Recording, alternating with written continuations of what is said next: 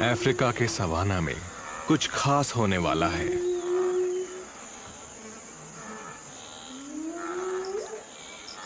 सभी जानवर घबराए हुए हैं।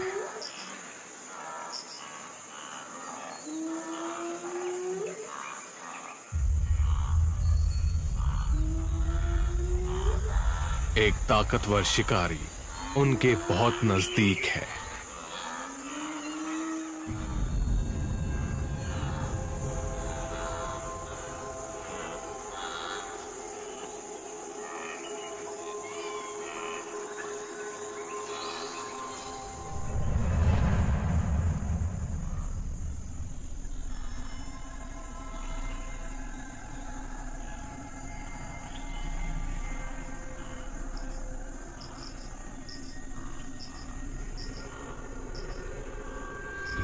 इन शेरनियों को पता चल गया है कि इस झाड़ी में एक नन्हा सा टोपी छिपा बैठा है।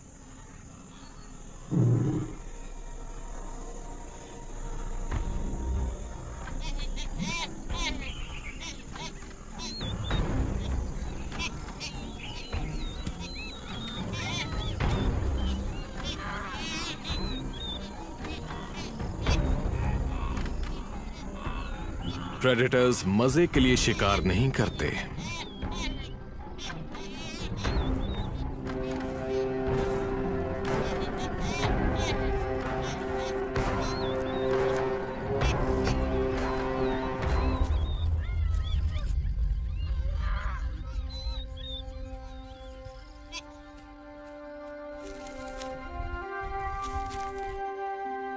ये युवा टोपी बनेगा इस शेरनी का खाना। हालांकि ये एक पल में अपने शिकार की जान ले सकती हैं, पर ये अपना वक्त लेती हैं।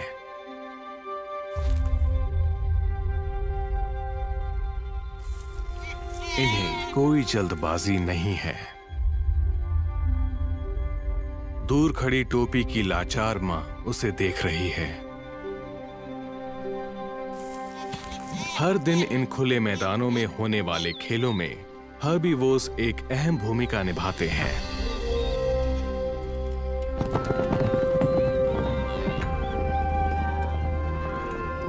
ज़ेब्रास, गज़ेल्स और विल्डबीस्ट इस जानकारी के साथ यहां जीते हैं कि वो किसी भी पल शिकार बन जाएंगे।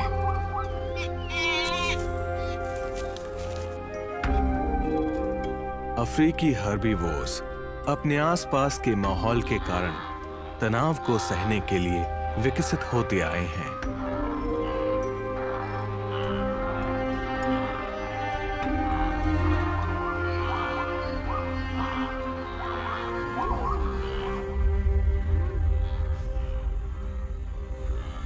इस नन्हे से टोपी को नहीं पता कि ये क्या हो रहा है, लेकिन इसे ये पता है कि यहां रहना ठीक नहीं है।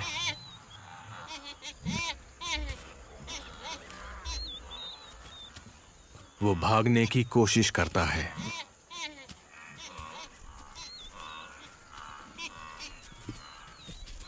शेरनियों को अगर ज्यादा भूख नहीं लगी होगी तो वो नन्हे टोपी को यहां से जाने देंगी।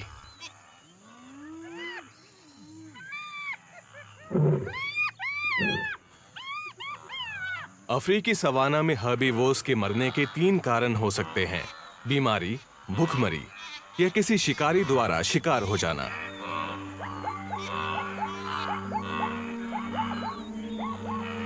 लेकिन आप अपने पड़ोसी की मनपसंद डिश हैं। इस जानकारी के साथ जीने का खास मजा नहीं होगा, और शिकार हो जाने के डर में जीना भी सेरेंगेटी के खेल का एक अहम हिस्सा है।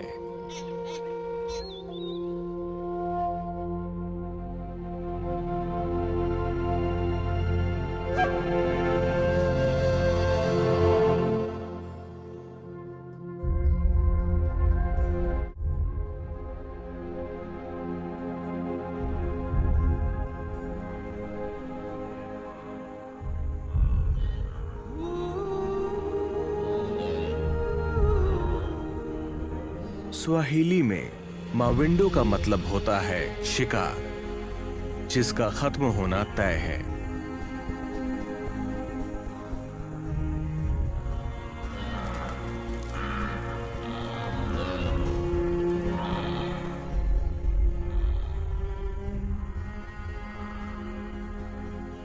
और मासाई भाषा में सेरेंगेटी का मतलब होता है एक अनंत मैदान। इस क्षेत्र में दुनिया की सबसे बड़ी मेगाफौना की आबादी निवास करती है। यहाँ की 15,000 स्क्वायर किलोमीटर की भूमि में दुनिया के सबसे बड़े जानवर घूमते हैं।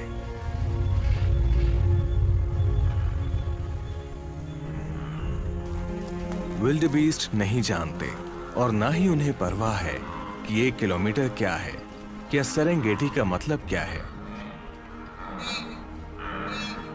पर ये उनका घर है।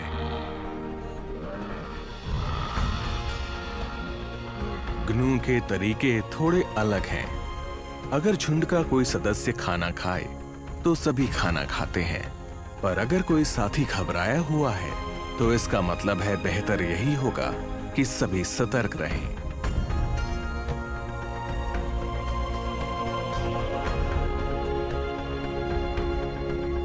झुंड में ये सुरक्षित है। साथ रहने से कोई शिकारी इनमें से किसी एक को भी शिकार बनाए, इसकी संभावना घट जाती है।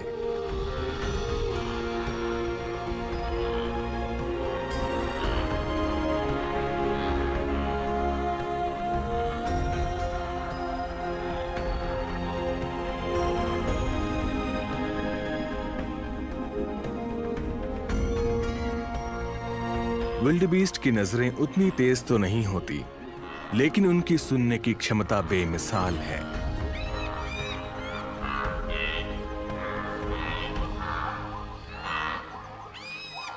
वहीं ज़ेब्रास की नजरें बहुत तेज होती हैं।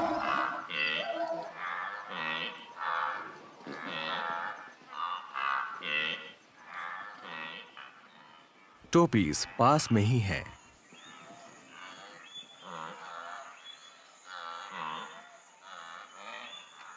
निगरानी रखने में टोपीज माहिर हैं।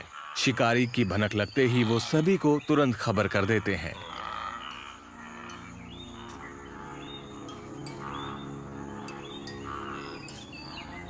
हालांकि ये प्रजातियां आपस में मेल नहीं खाती, लेकिन एक झुंड में रहने में ही सबकी भलाई है। और सवाना में सभी मिलजुल कर रहते हैं, यहां तक कि शिकारी भी।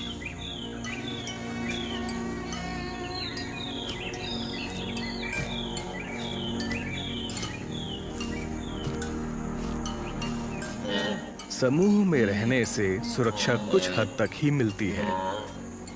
अपने जीवन के अनुभवों को बांटना प्रत्येक जीव अपने दादा दादी, माता पिता और भाई बहनों से सीखता है, और ये आज नहीं, हजारों लाखों सालों से होता चला आया है।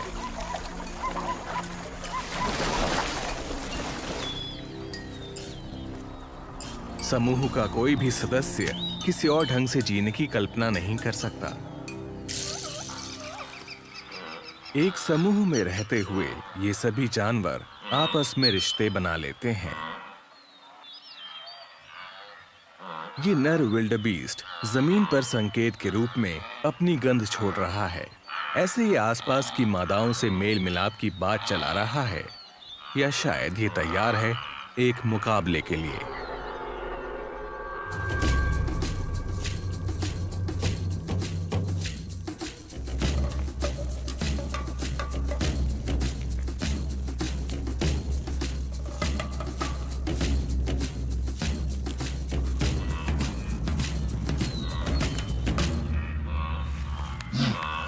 सेरेंगेटी के इकोसिस्टम में विल्डबीस्ट मुख्य भूमिका निभाते हुए नजर आते हैं।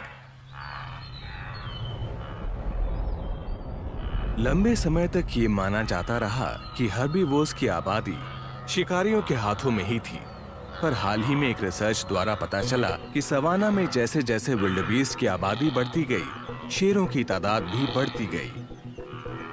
खाने की मौजूदगी की मात्रा से तय होता है कि किसी प्रजाति की तादाद घटेगी या बढ़ेगी। खुशकिस्मती से यहाँ चरने के लिए खुली जमीन है, और जहाँ ज्यादा खुला और हरा इलाका होगा वहाँ होंगे ज्यादा विल्डबीस्ट, जिसका मतलब शेरों के लिए उनका शिकार करना आसान हो जाएगा। लेकिन इस इकोसिस्टम में विल्डबीस्ट का महत्व इससे कहीं ज्यादा है। इस वक्त जब ये विल्डबीस्ट खाना खा रहे हैं, दूसरी ओर लाजवाब प्रक्रियाओं की शुरुआत हो चुकी है।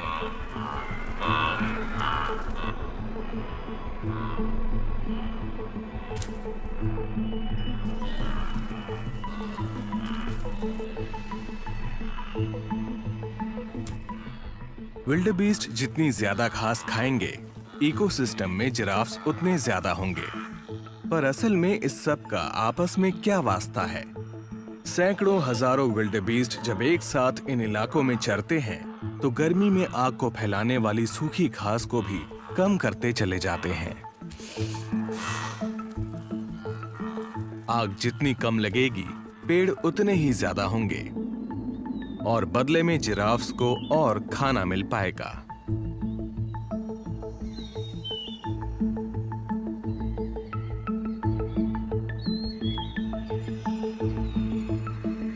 गजेल्स भी घास खाते हैं, लेकिन वो खाने के लिए विल्डबीस्ट का मुकाबला करते हैं। इसलिए विल्डबीस्ट जितने ज्यादा होंगे, इकोसिस्टम में गजेल्स उतने ही कम होंगे।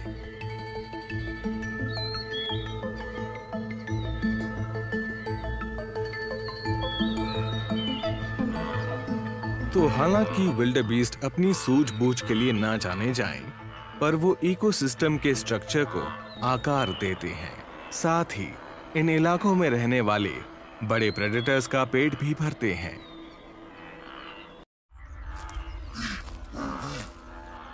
शेर शिकार करते हैं क्योंकि भूख उन्हें भी लगती है, जिस कारण विल्डबीस्ट लगातार परेशान रहते हैं। ये शेरनी हमले के लिए पूरी तरह तैयार है।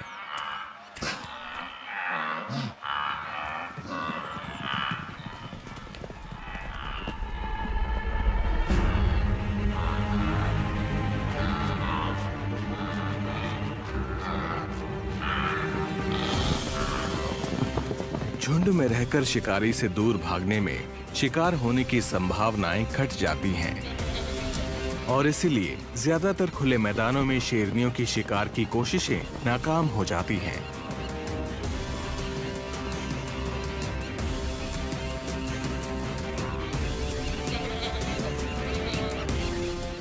शेरनी के आते ही इस झुंड में भगदड़ मच जाती है और ये शेरनी इसी भगदड़ का फायदा उठाने की फिराक में है।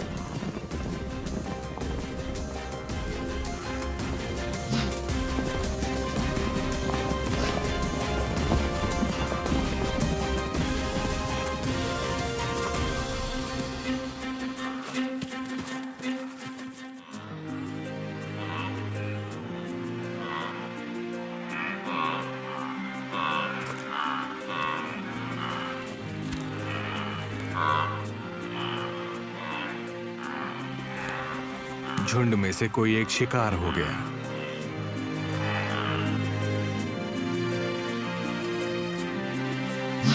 सवाना के वासियों के मन में हर पल खतरे का आभास बना रहता है।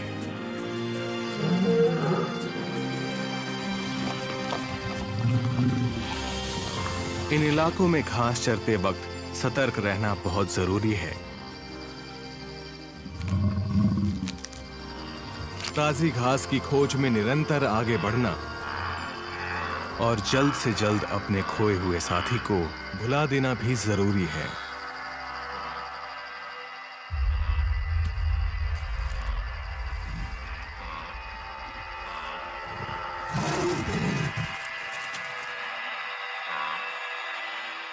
विल्डबीस्ट, टोपी और ज़ेब्रा सभी जानते हैं कि आसपास शेर है। कई बार उन्हें हमले का डर नहीं रहता, लेकिन सुरक्षा में लापरवाही भारी पड़ जाती है।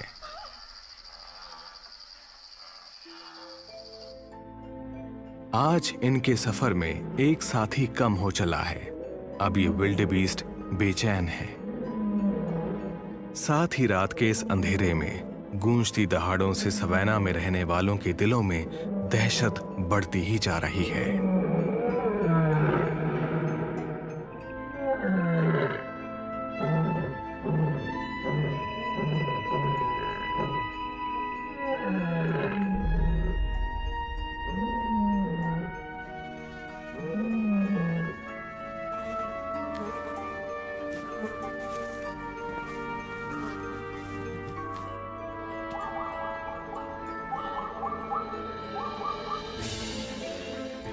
ये टोपी पूरी तरह सतर्क है।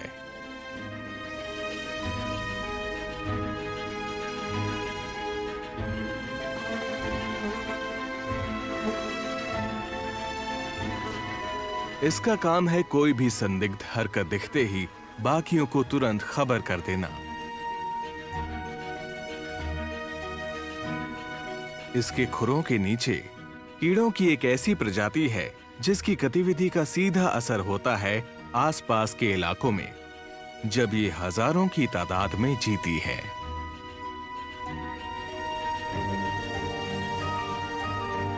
दीमक।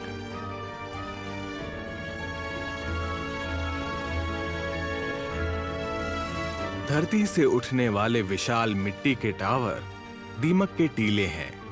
मिट्टी को तराश कर इन्होंने उनमें अपना घर बनाया है।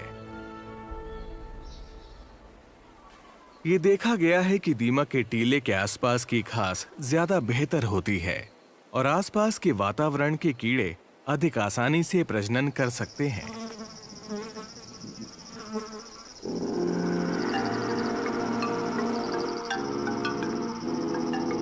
दीमक के टीलों को कई हर्बीवोर्स निगरानी के लिए इस्तेमाल करते हैं, पर ज्यादातर टोपीज।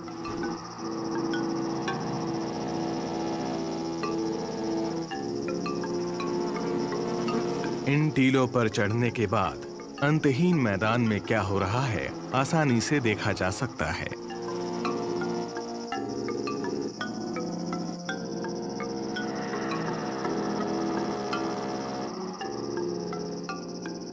टोपी घंटों तक ऐसे ही खड़े रह सकते हैं। खतरे का आभास होते ही नर सबको खबर कर देगा।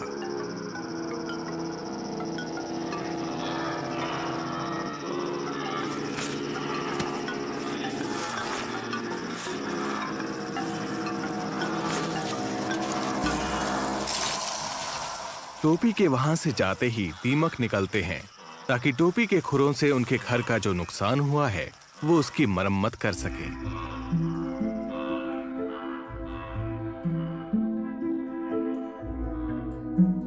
गुफाओं का एक नेटवर्क दीमकों के टीले के अंदर संचालन में मदद करता है।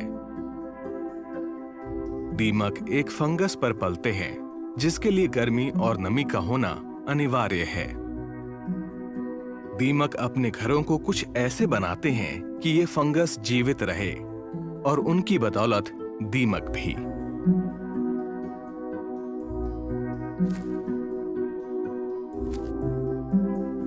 इन इकोसिस्टम्स में रह रहे सदस्यों के रिश्ते जितने ज्यादा जटिल हैं, उतने ही मनमोहक भी। दीमक के टीले ने एक प्लेटफॉर्म प्रदान किया जिसे टोपी के वजन ने बिगाड़ा और दीमकों ने उसकी मरम्मत की। ये कोरी बस्टर्ड समझ चुका है कि क्योंकि आसपास एक टोपी है, इसे जल्द ही इसका पसंदीदा भोजन मिलने वाला है।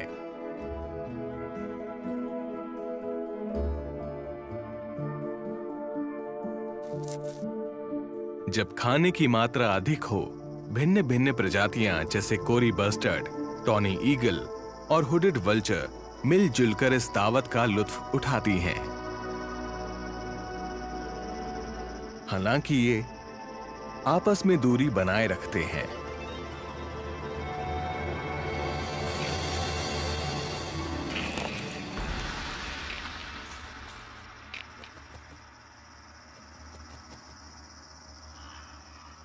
एक बड़े से झुंड में रहने का मतलब है कि पहरा भी एक बड़े पैमाने पर दिया जा सकता है। और एक झुंड का हिस्सा होने का मतलब यह भी है कि आप जहां जाते हैं सब आपके साथ ही जाते हैं। जब आपका पड़ोसी चलता है तो समझिए जाने का वक्त हो चला है।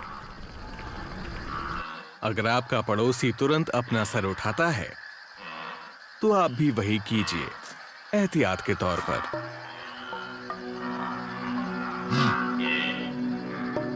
सैकड़ों हजारों की तादाद में विल्डबीस्ट, ज़ेब्रा और एंटीलोप इन हरियाली भरे इलाकों में दिखाई दे रहे हैं। जैसे जैसे वो चरते हैं, यहाँ की घास खत्म होती जाती है।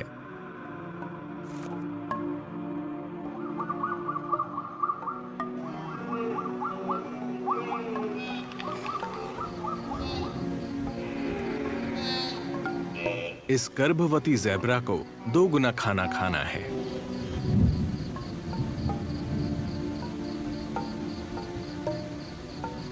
झुंड के सभी सदस्य इस इलाके से अच्छी तरह वाकिफ हैं। वो यहाँ कई बार आ चुके हैं।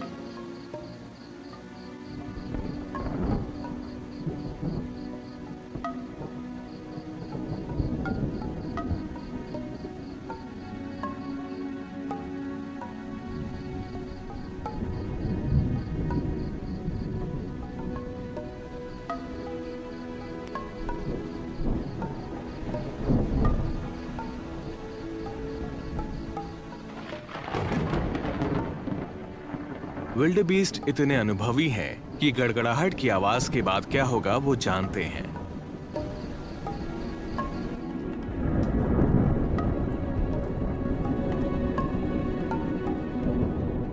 महक, ठंडक और नमी से सभी हर्बीवोर्स को एक इशारा मिल जाता है कि ये गर्मी की बौछार नहीं है।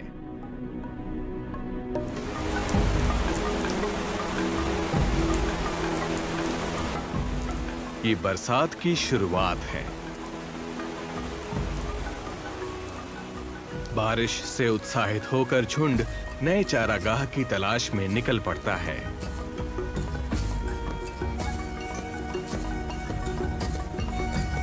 अपना सारा जीवन यहां बिताने के बाद ये बखूबी जानते हैं कि इन्हें कहां जाना है।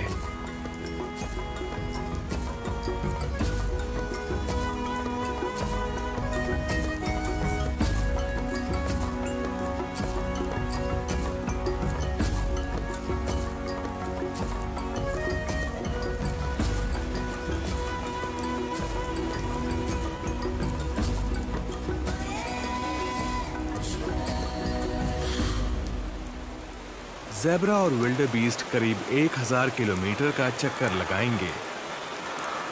सेरेंगेटी की घास साल दर साल तेजी से चरे जाने की आदी हो चुकी है। हर्बीवोर्स के दांतों से काटे जाने पर घास तेजी से बढ़ती है और उसके पोषण मूल्य में वृद्धि होती है।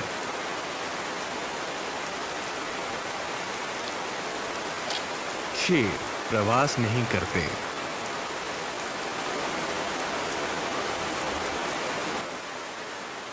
शेरों का ये झुंड बारिश के मौसम के रुकने का इंतजार करेगा, क्योंकि तब हर्बीवोर्स भी लौट ही आएंगे।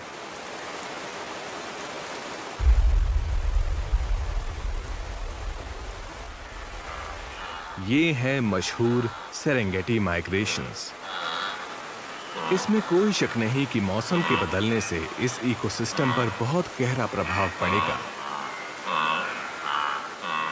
विल्डेबीस्ट के बिना जिस सवाना को हम जानते हैं उसका वजूद ही मिट जाएगा।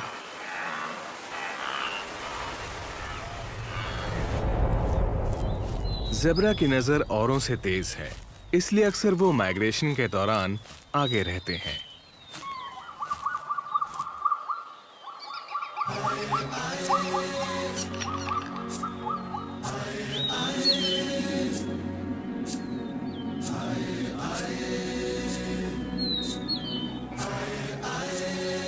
तूफान के गुजर जाने के बाद गर्मी से सबके गले सूख रहे हैं। सभी को अपनी प्यास बुझानी है।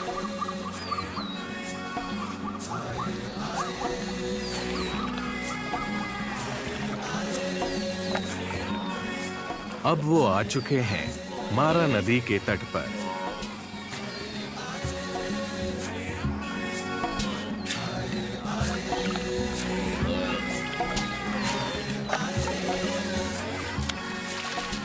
ये नदी भारी मात्रा में आए इन हर्बीवोर्स को उनके खाने से दूर रखे हुए है। इन्हें इसे जल्द से जल्द पार करना होगा। लेकिन कुछ है जो नदी के ज्यादा करीब आने वालों को परेशान कर रहा है।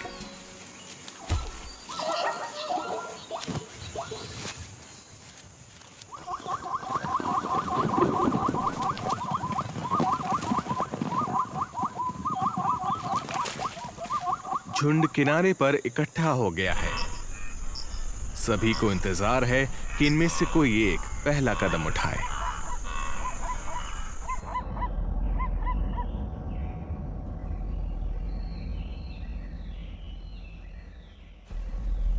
इंस्टिंक्ट और अनुभव ने इन्हें सिखाया है कि पानी में क्या है। मगरमच्छ जो इंतजार में है कि कब उनका खाना नदी में आए।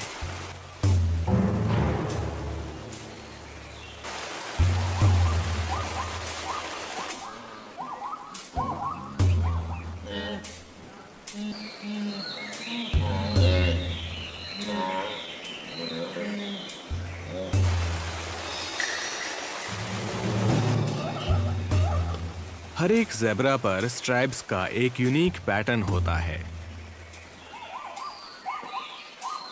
पर ज़ेब्रास पर ये स्ट्राइप्स क्यों होते हैं? इस सवाल का जवाब काफी आसान है। सैकड़ों हजारों साल पहले स्ट्राइप्स वाले ज़ेब्रा बगैर स्ट्राइप्स वालों के मुकाबले ज्यादा जीते थे।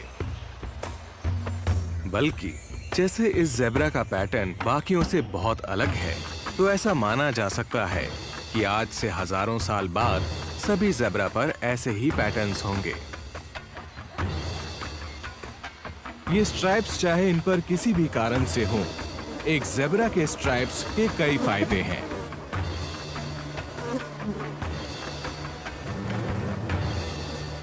इनकी वजह से मक्खियां दूर रहती हैं।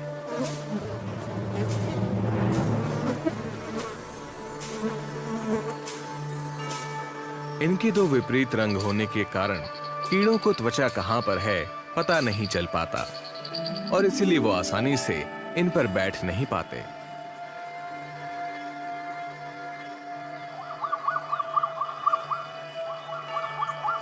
इन alternating black and white stripes से माइक्रो करंट्स उत्पन्न होते हैं जो शरीर के तापमान को मेंटेन करते हैं। और आखिरी और सबसे जरूरी खासियत जो अभी काम आ रही है, भ्रम। जब ज़ेब्रा चलता है तो धारियां एक ऐसा दृश्य पैदा करती हैं जो कुछ शिकारी समझ नहीं पाते कि हर्बीवोर का शरीर कहां से शुरू हो रहा है और कहां खत्म।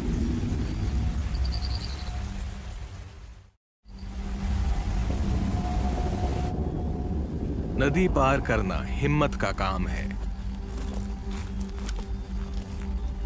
ज़ेब्रा के लिए इन मगरमच्छों के पास जाना मौत को न्योता देने जैसा है।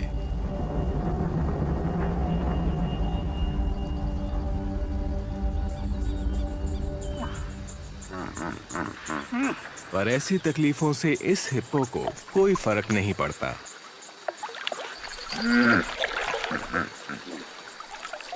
हिप्पोज अपने रेप्टाइल पड़ोसियों के साथ इसी पानी में रहते हैं और जो मगरमच्छ हिप्पो के परिवार के करीब जाने की हिम्मत करता है, उसके टुकड़े टुकड़े कर दिए जाते हैं। घंटे बीतते चले जाते हैं और दिनों में बदल जाते हैं।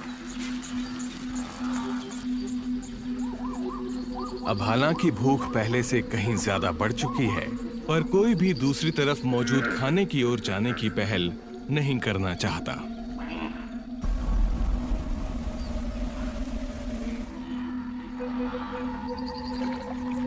मगरमच्छ भी भूखे हैं। उन्होंने खाना पिछले साल इसी समय के दौरान खाया था।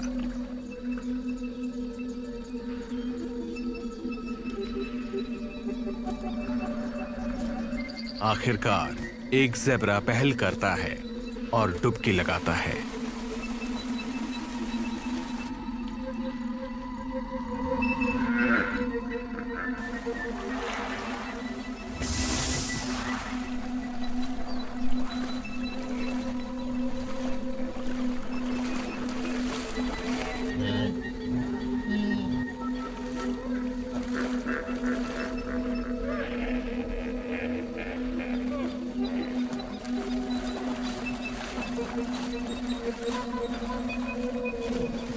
पर मगरमच्छ बेवकूफ नहीं है, इसीलिए वो पहले ज़ेब्रा को बगैर किसी रोक टोक के जाने देते हैं।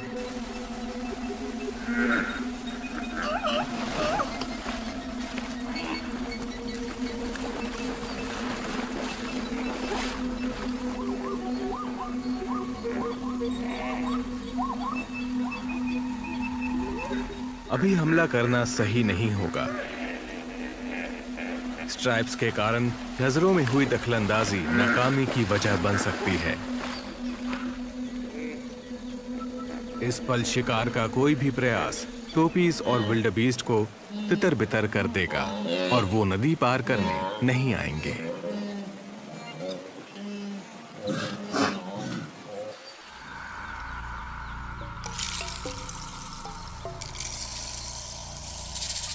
आखिरकार बड़े पैमाने पर इंतजार करता ये झुंड पहले साहसी ज़ेब्रा के नक्शे कदम पर आगे बढ़ जाता है।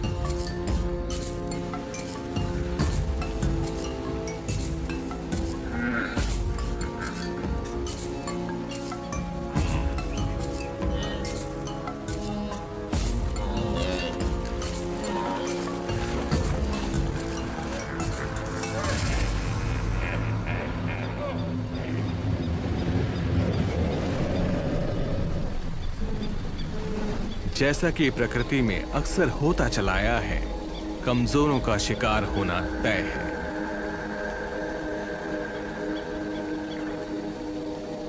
इस मां की संतान फंस चुकी है।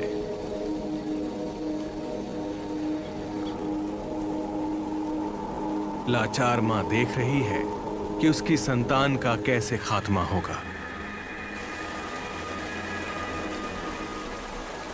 उसे बचाने के लिए वो कुछ नहीं कर सकती।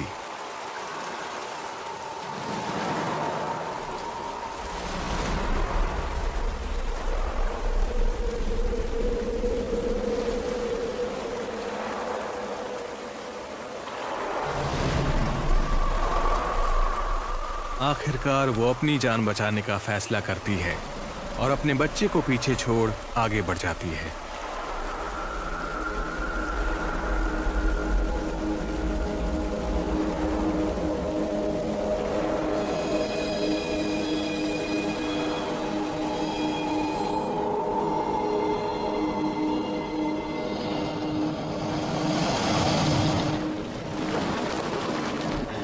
मगरमच्छ खून के प्यासे हैं।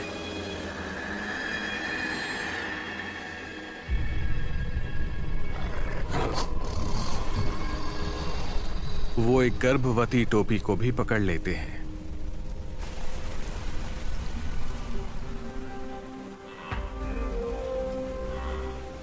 नदी पार करना बेशक इस झुंड के प्रत्येक सदस्य के लिए किसी बुरे सपने से कम नहीं, लेकिन मगरमच्छों को भी खाना चाहिए। वो खुशकिस्मत हैं कि सेरेंगेटी हर्बीवोर्स के सफर की बदौलत हर साल उन्हें एक दावत मिल ही जाती है।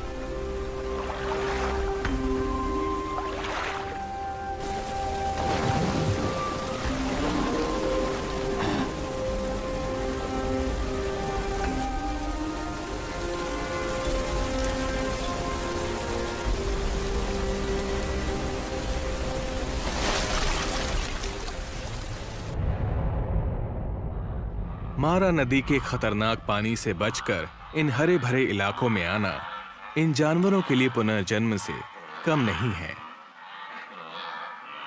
घास पौष्टिक है और उसे खाकर इनका तनाव अब कम हो रहा है।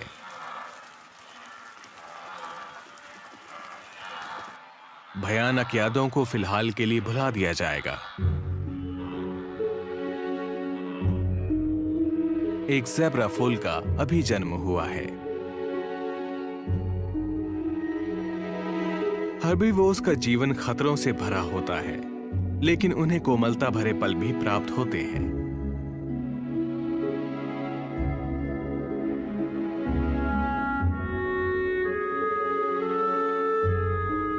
नदी को पार करने वाली पहली ज़ेब्रा यही थी। शायद ये अच्छे से जानती थी कि इसका यहां सुरक्षित पहुंचना कितना जरूरी है। इस नन्हे ज़ेब्रा के लिए इसकी मां ही पूरी दुनिया है। वो इसे सिखाएगी कि झुंड में कैसे शामिल होना है। सफर के नए साथियों की आवाज और महक के बीच इस नवजात ने अपने पहले कदम उठा लिए हैं।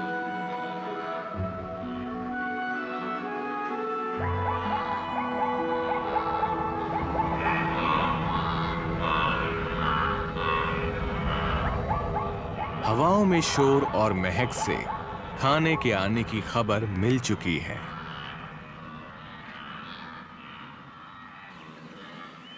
एक चलते फिरते सुपरमार्केट की तरह ये झुंड दो मादा चीता के क्षेत्र में आ पहुंचा है।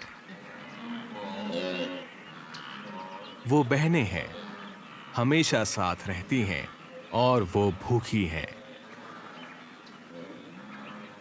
अपनी तेज नजरों की बदौलत ये बहनें बगैर किसी को आगाह किए इस झुंड को देख और परख रही हैं।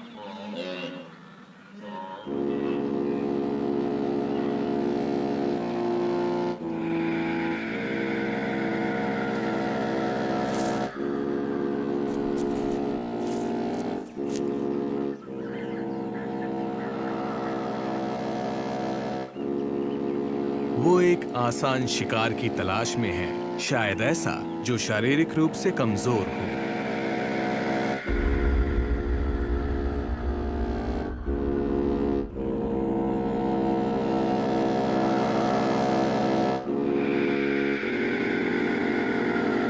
गजेल का शिकार करना आसान होता है अगर वो घायल हो। कभी कभार वो साथ मिलकर शिकार करती हैं और कभी-कभी बारी-बारी। आज इन दोनों में से जो तेज है, उस बहन की बारी है।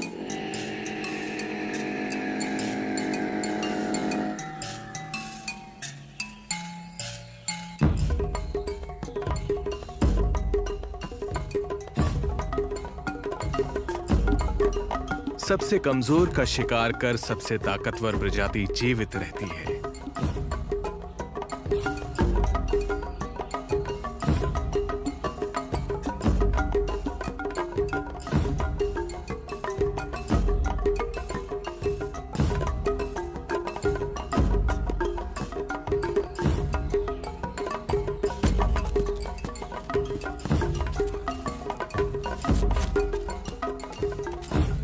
और ऐसे ही बेस्ट जीन्स अपना वंश आगे बढ़ाते हैं।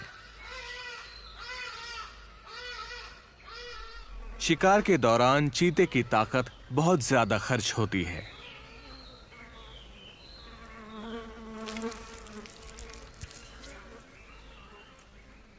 खाते हुए दोनों बहनें ध्यान रखती हैं कि उनके पंजे गंदे ना हो जाएं।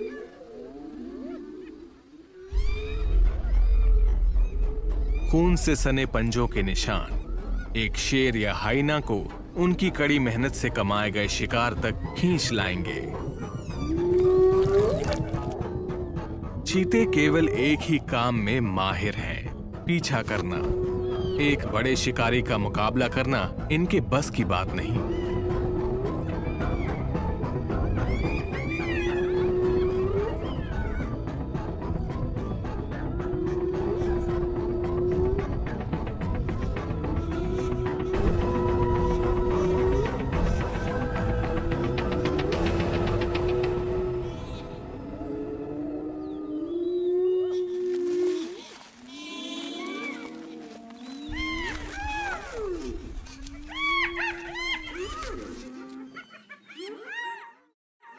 माइग्रेंट हर्बीवोर्स प्रतिदिन किसी अपने को गंवाते हैं, लेकिन उनकी उपस्थिति इकोसिस्टम को दुरुस्त रखती है। कुछ ही दूरी पर शेर एक ज़ेब्रा को खा रहे हैं।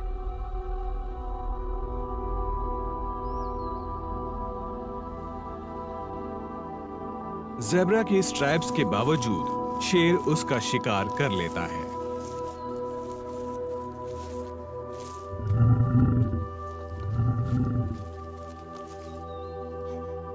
प्रवासी झुंड अपने पीछे मौत के निशान छोड़ जाते हैं और शिकारियों के लिए भोजन।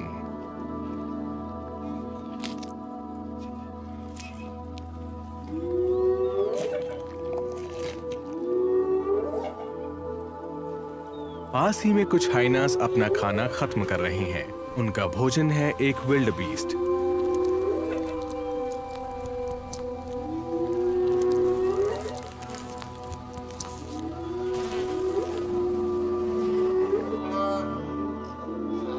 लंबे समय तक ऐसा माना जाता था कि हाइनास सिर्फ सड़ती हुई लाशें ही खाते हैं।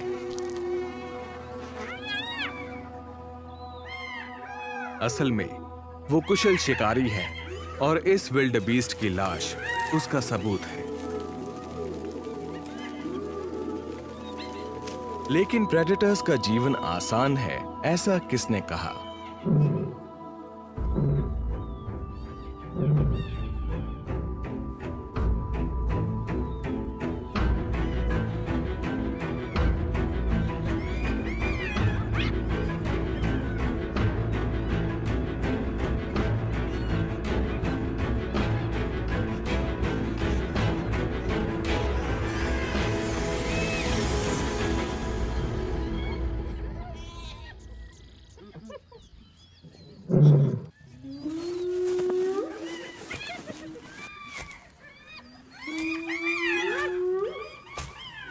शेरों को हमलों के दौरान आराम भी करना पड़ता है, चाहे वो भोजन प्राप्त करने निकले हों या अपनी ही प्रजाति में संघर्ष से जूझ रहे हों।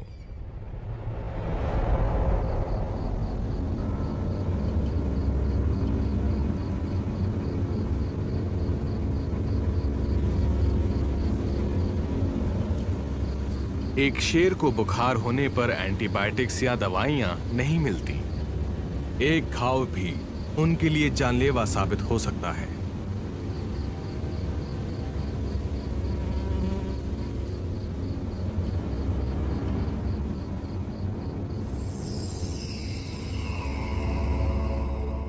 शेर समूह में रहते हैं।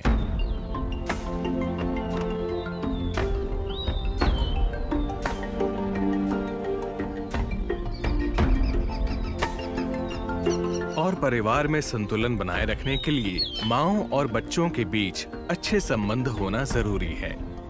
नर शेरनी और शावकों की सुरक्षा का ख्याल रखते हैं।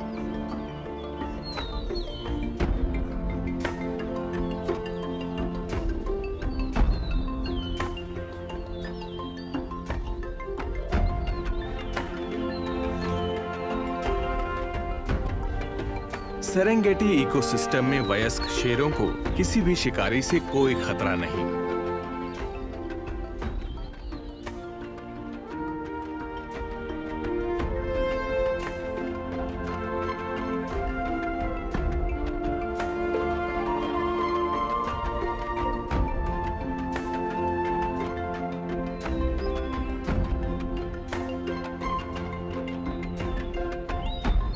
सभी जानते हैं कि शेर यहाँ के राजा हैं।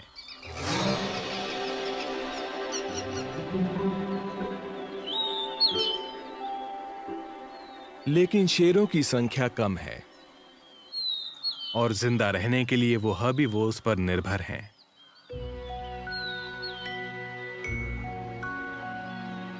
आक्रामकता और हिंसा से भरी इस दुनिया में कम उम्र में मारे जाने का खतरा बहुत ज्यादा है। जहां शेर होंगे वहां हाइनास भी होंगे। ये दो प्रजातियां निरंतर विवाद में रहती हैं। हाइना शावक भी बहुत कमजोर होते हैं।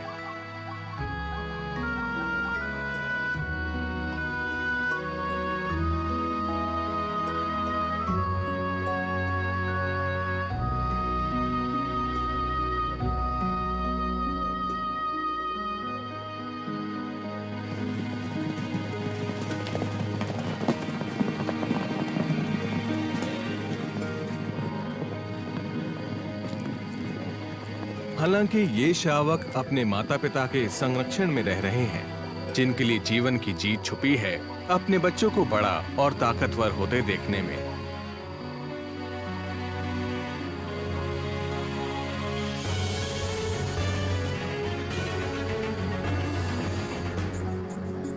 दूसरी तरफ इस मादा टोपी की परेशानी कुछ और ही है। वो नहीं चाहती उसके बच्चे औरों का खाना बने। हर प्रजाति की अपनी परेशानियां हैं।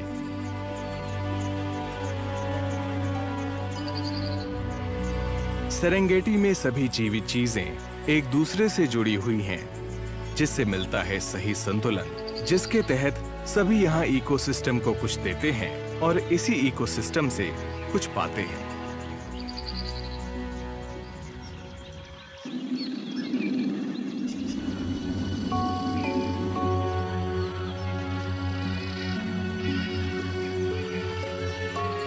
विल्डेबीस्ट के झुंड सवाना की बायोडायवर्सिटी को आकार देने में मदद करते हैं।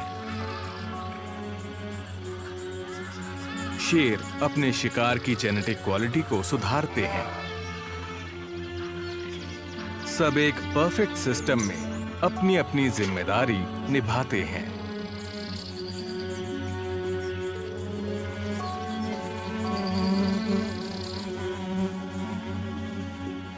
अफ्रीकी सवाना में कुछ होने जा रहा है।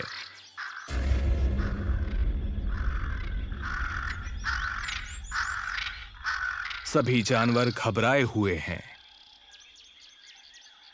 यहां की हवाओं में एक खतरनाक महक है।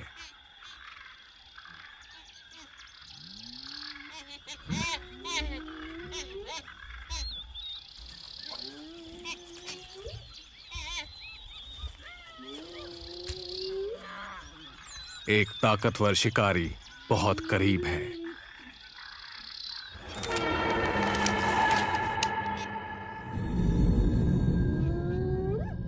शेर, विल्डेबीस्ट, टोपी सभी देख रहे हैं, घबराए हुए।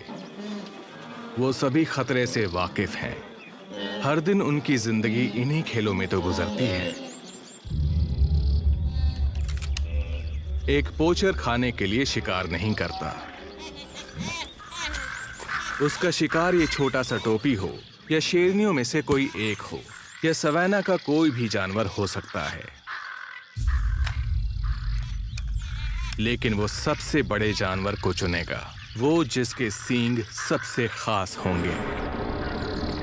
उसकी ट्रॉफी कोई अपने घर में सजाएगा, चाहे ये किसी को भी चुने। प्राकृतिक चयन के नियमों का उल्लंघन तो हो ही रहा है।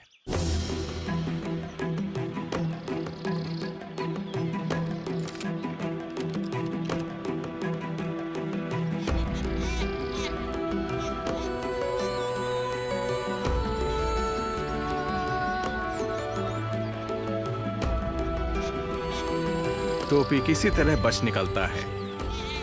शायद शेरनियां उतनी भी भूखी नहीं। ये नन्हा टोपी खुशकिस्मत है। शेर आम तौर पर दूसरा मौका नहीं देते। अगली बार ये टोपी इतनी आसानी से पकड़ा नहीं जाएगा।